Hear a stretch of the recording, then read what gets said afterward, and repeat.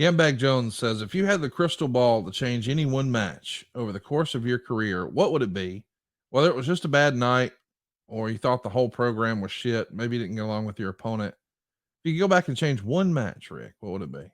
Oh, that's easy. I think I've told you before. I would have submitted to the Scorpion or to the Scorpion Deathlock with Sting instead of small package. Yeah. That's easy. Dave McClay says, what are your thoughts on the business being exposed by Eddie Mansfield on that new special in the 80s? So famously, Eddie Mansfield, journeyman, sat down with I know Eddie.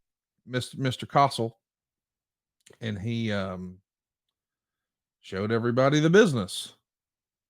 What do you remember of? I don't remember that much, Okay. but that doesn't mean there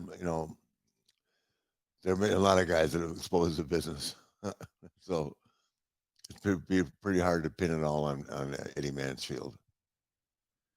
In the 80s, though, this is the same John Stossel that went out and challenged, or I guess didn't really challenge, but he said to Dr. D, Yeah, David Schultz, who knocked him out? this is all fake, right? So this is Yeah. the same sort of line of questioning. What was uh what was the industry opinion of Mr. Schultz after he slapped the shit out of Oh, I John? think the industry, the boys loved him for it. Yes, absolutely. It, of course, got him in a lot of trouble, but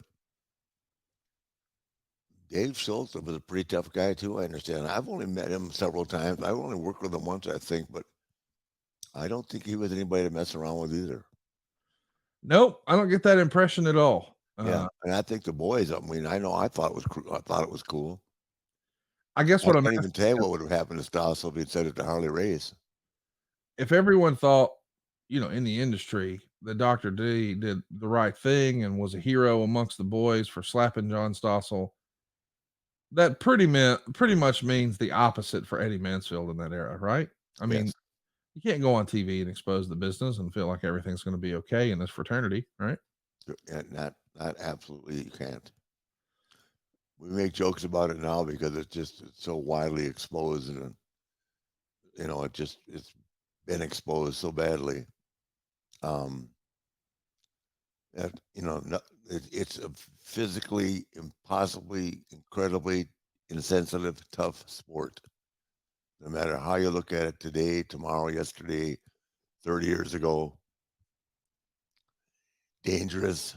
I mean, and it's a year-round sport. You never really have a chance to get any to heal if you have an issue, unless you take time off, which in some cases will cost you money. Um, I think the WWE, I'm not sure what Tony does, but WWE has done a really good job of giving people time off um, for personal reasons and for health reasons. So I'm pretty sure Tony has the same policy. Oh yeah. Well, and That it is. was unheard of in the 70s and 80s. You didn't go to work, you didn't get paid. Lucas wants to know, one opponent you faced a lot in the 70s was Tiger Conway Jr. Many Yes, fans aren't too familiar with Conway Jr. Any good stories about your time with him, either in or out of the ring? just in the ring. I like Tiger. We were both young kids learning, fighting for our lives. He was from Houston, Texas. I knew his dad too, and we were both in the Carolinas. Two young guys fighting to climb the ladder.